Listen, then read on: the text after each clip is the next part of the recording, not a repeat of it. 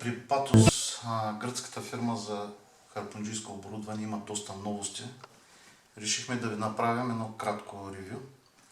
Като основното за нас е тези два съвсем нови като форма харпуни. Какво е новото и какво е различното? Това, което ще може да се използва от старите харпуни при тях. Новото, започваме с обикновения конвенционалния харпун с два ластика, отворена глава. Новото при тях е формованата тръба, която вече не е кръгла с водач, а с доста по-сложна форма. Тя е алуминиева, анодизирана в черно. В по-голямата си част има затворен канал, в който се движи стрелата. Но особеното при този канал е, че той не е с кръгла форма на дъното си, а има един втори правоъгълен улей, в който водата при изстрелване на стрелата, която се съдържа там, прави аквапланинг и помага за по-гладкото и по-бързо движение на стрелата в водата. Не знам дали ще се види на камерата.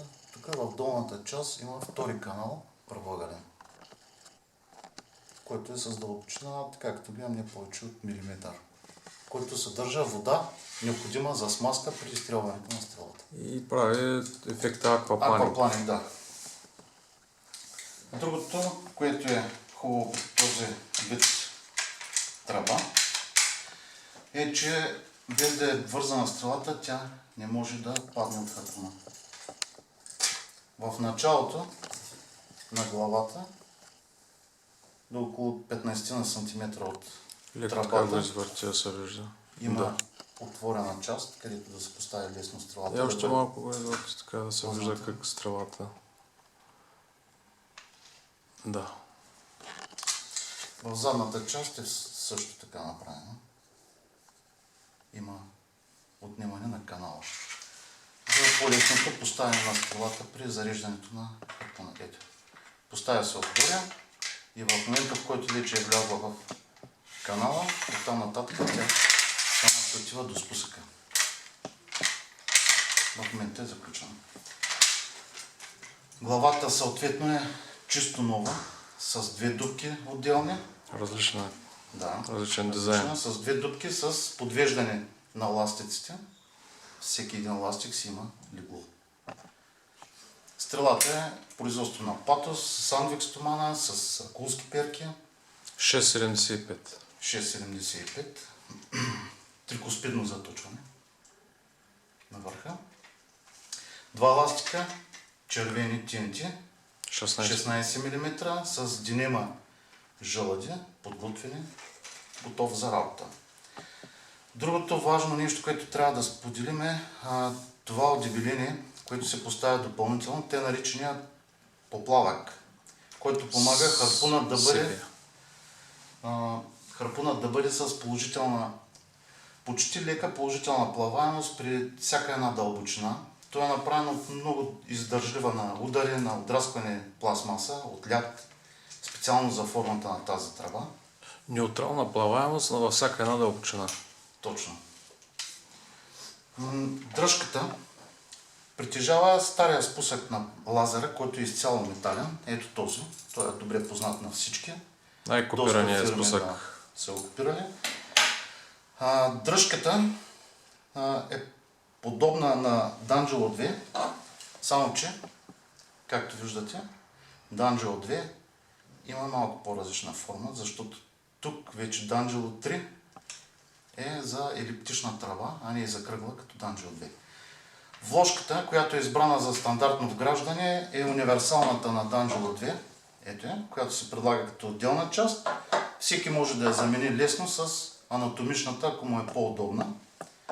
Посредством този щифт, той се избива и се набива другата. Гумена пета. Единствената разлика е в самата форма на дръжката. Ето е. Така може да я видите. Няма друга разлика. Пред дръжката, да. Дори държача за макарата отдолу е същият като на стандартната кръгла тръба на Патос. И всяка една макара. Да. но с леко отворени ушички, които при натискане се отварят и всяка една макара, без да има нужда от промяна, се монтира на този харпун. Така. Поплавъка сепия, покажи, че го има в две. Чакай, ще стигнем до там. Да, добре. Другият харпун, който заслужава внимание, е ролерът на Патос, тъй наречения снайпер ролер. До тук приликите са в дръжката, макародържателят, тръбата и до там. Главата е съвсем нова като концепция, пак е за елиптичната тръба на Патос. Притежаваш по една ролка от двете страни, който има един цял ластик за зареждане през ролките и един асист ластик, който си е така наречения цял ластик, който се зарежда допълнително за по-голяма сила. При дръжката няма разлики с чистия снайпер. Разликата е в главата, както казах, и тялото по плавъка сепия, който е направен с 3 отвора за 3 различни степени на зареждане. Ето тези тук, които ги няма при стандартния поплавък. Да. Отново е снабден с TNT червените ластици. Един, който е за ролера и един, който е 16 мм. Другата разлика е, че на 16 мм. Стрелата е 7 мм. 7 мм, трикоспидно заточена, с подложка за подпиране на контрата при заредено състояние и една монтирана допълнителна акулска перка, която служи за улесняване на зареждането. Да, По-лесно зареждане. Един много приятен на вид, според мен ще бъде много успешен конвенционален ролер, който при желание може да стреля като нормален харпун с един ластик 16. Главата, покажи откъде може да бъде правен баланс. Ето е главата, като отделна част.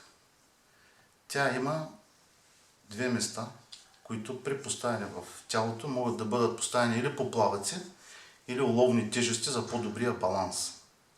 Такива места съответно са и тези две отворчета тук, където могат да бъдат поставени такива баланси. Хубавото нещо е, че има създадени и такива поплавъци за обикновена кръгла тръба. Ето е разликата. Да, едното е елипса, другото е кръгло. Да, между двете тръби. Като ние ги предлагаме ги и двете като отделни части. Ако някой притежава харпун Патос с кръгла тръба, може да си го направи на ролер. Ето я и главата като част за замяна. И двете глави могат да бъдат балансирани.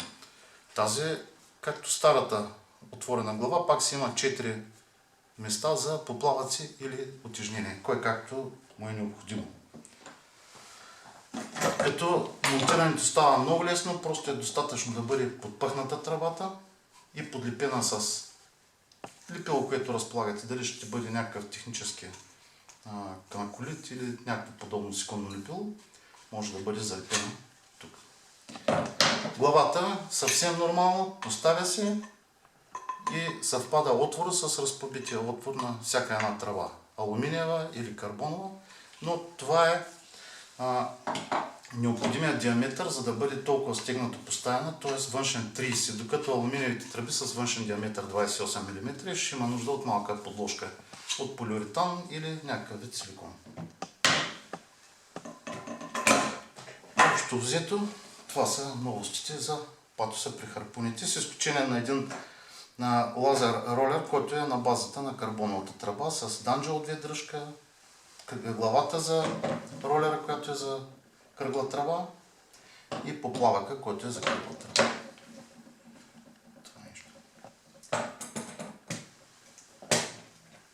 Между другото, новост има и при неопрените. Ние вече имаме известни количества от 7 мм.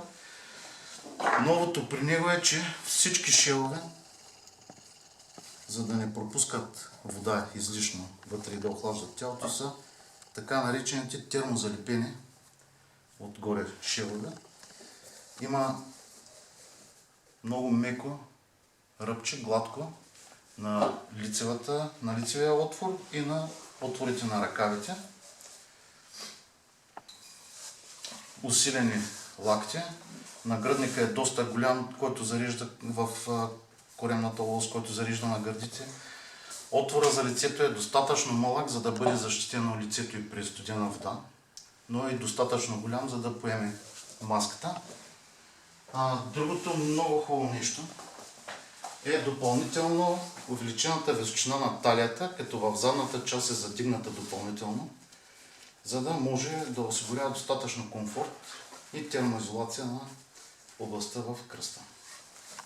Тъй като всички знаят, че равно отрязания неопрен, след като се облича, в кръста стои малко по-нисък. Отново термозаварени шивове с гладки рингове на глезените. Защитени колена, почти цялата подбедрица е защитена.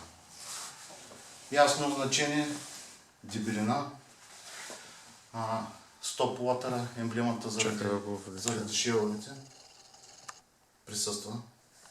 Да. Дебел, мек, топъл неопрен. 7 мм. Предполагам до края на другата седмица, най-късно в... Ще има и 5. Ще има и 5 мм. След това вече за летните харпунжи ще има и 3 мм.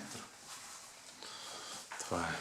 Това е от нас. Ако имате някакви въпроси, може да ни пишете на фирмените имейли или на телефоните, обявени в сайта.